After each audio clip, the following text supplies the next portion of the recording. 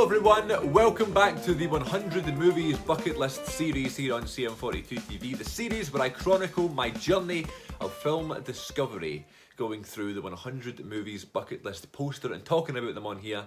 And today we're talking about a different list altogether. In fact, the list belonging to Schindler back in World War II, documented in this film. Schindler's List, 1993 Steven Spielberg classic, starring the wonderful Liam Neeson, Ben Kingsley, and the rest of the gang.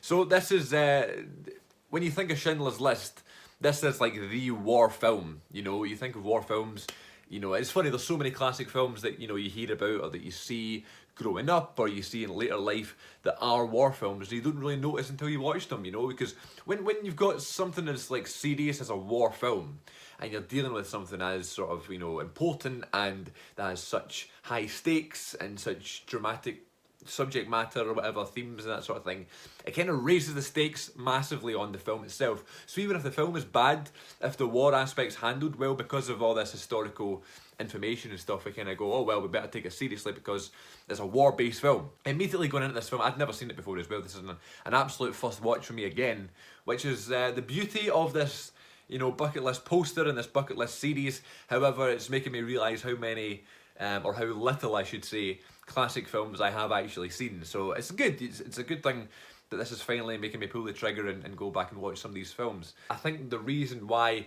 I never watched it before is basically just because of the length of the film.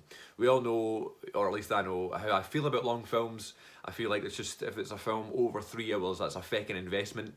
You know, it better be good, it better affect me in some way, I better at least enjoy it. These films are important to watch, and the fact that this was on the poster and I was going to have to talk about it made me want to get to it quite early because I did want to see it. It's always been on my to-watch list, you know. I'm a big fan of Liam Neeson as well, just in general. You know, he doesn't really do anything particular that I really like. He's just good, you know. He's just one of those actors that's good in everything. It's the same with, you know, Tom Cruise or whoever, you know, there's not one thing that you know particularly like about him. You just like him all round, you know. So Liam Neeson's one of those iconic actors, and this is like a career performance of a lifetime, you know. I obviously haven't seen every single film he's been in. However, you know, I can assume that nothing really hits you as hard as this film does. Especially back in the day where, you know, back in 1993, where I don't know how many hugely popular, well received, widely absorbed war films at this level, at this extent, there was, you know. Maybe I'm completely wrong. I'm sure there was war films before this, but this just seems like an absolute epic. It seems like it's just an absolute journey of people discovering just what it was like back then to be a Jew and to be held in a concentration camp. I'm not sure how many times that had been seen before. Nowadays we see it all the time in all these documentaries and World War II in colour and all these series on like Netflix and things like that, and even just on the TV. But I don't know back in '93 how many films really looked at it in depth like this. This was like you were there. This is like you were part of that concentration camp in some cases. And it's just mad how a film can draw you in like that, and that's the beauty of film. That's what makes this film so great. It's in the IMDb top 10 of all time, and rightfully so, because it's just an absolute masterpiece. The only thing I'd say about this film that I didn't particularly, you know, think it should be as highly regarded as it is that there is no joy in this film whatsoever. You know, you go in watching this film expecting, you know, a great war film or whatever, and great performances.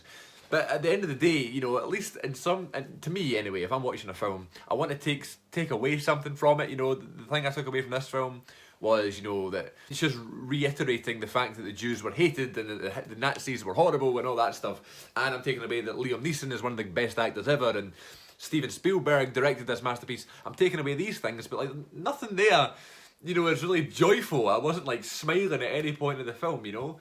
So that's the one thing I'd say. But if you're not going in to have a good time, you know, you're not going to find a better film than this, man. It's like dialogue-wise, language-wise, it's pretty much 50-50. Maybe 60-40 in favour of like English speaking, just for our convenience. But a lot of foreign speaking actors are in this film, and you get subtitles and stuff, which is fine. But I guess it could have been worse for us if it was all, you know, subtitle and stuff. I guess people like it more because we can understand most of it through just listening rather than trying to understand it. So, yeah, performance of a lifetime from Liam Neeson.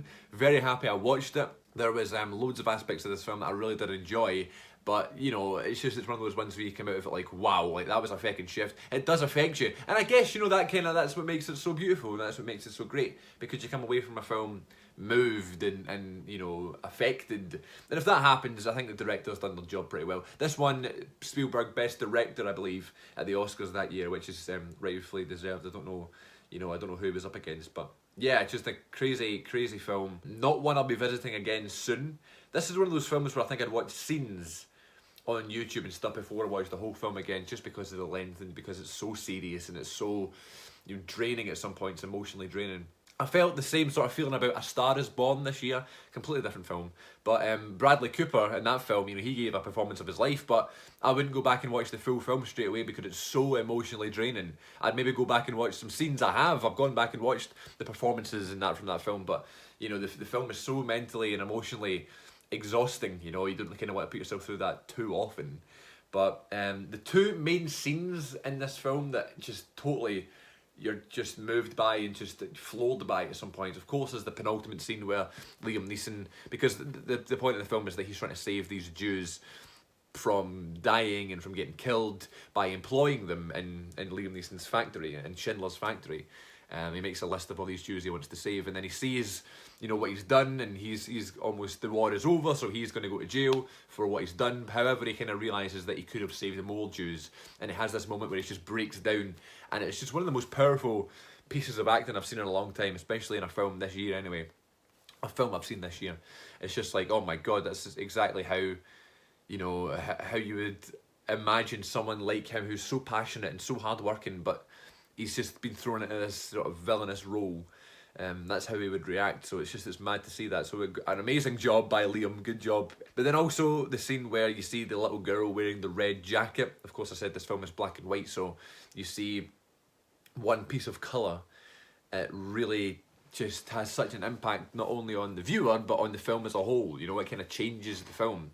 You know, it's kind of like that little part of hope that is still there. You know, Liam Neeson sees the red jacket, and he's the only one that sees the red jacket, and that's a little hinder of like love that he still has in his heart, you know. So those things are like filmmaking at its finest. Just seeing a man break down to the core, and it's all stripped back, and it's just him with his emotions and how you would react in that situation, along with filmmaking at its finest, with this sort of red jacket among the black and white horror. And it's like there's just war going on around this little girl. It's just a little girl walking down the road in this red jacket, the only piece of colour in the film. And then there's just people being shot and being knifed and fighting and getting arrested and kicked and stuff around her. So, and she doesn't get affected because she's the one in colour, and she's the one part of hope that Schindler sees among all the violence and stuff. So it's mad. It's a beautiful film. It's just a little bit too long and serious and dry and sad and frustrating to watch all the time, you know. So yeah, there you go. There's my Schindler's List thoughts initially. Nothing too intellectual as usual, but that's the way I like it. But yeah, highly recommended. It's just an amazing film. It rightfully so, you know, gave him the Best Director Oscar. So what won that year for Best Film? I don't know, but or Best Actor. God Almighty, he should have won that. But anyway, there you go. There's Schindler's List. Thank you very much for watching. Join me next time as I talk about another classic film in the 100 Movies Bucket List poster. Until next time, folks, thank you so much for watching. Stay safe out there, boys and girls and everybody watching.